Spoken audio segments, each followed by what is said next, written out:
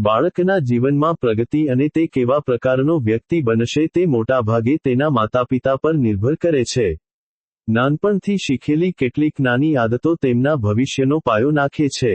મોટાભાગના માતાપિતા અભ્યાસ પર ધ્યાન આપે છે, પરંતુ સામાજિક કુશળતા અને સારું જીવન જીવવા માટે કેટલીક પ્રવૃત્તિઓ દિનચર્યામાં સામેલ કરવી મહત્વપૂર્ણ છે.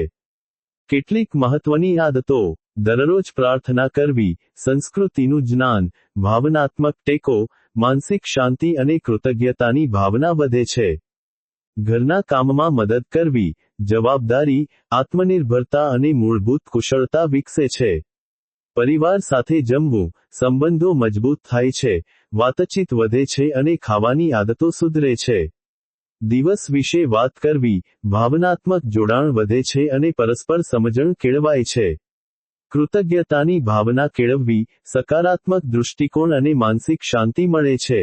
આ નાની આદતો બાળકોને સારું જીવન જીવવા અને ભવિષ્યમાં સફળ થવા માટે મદદરૂપ સાબિત થાય છે.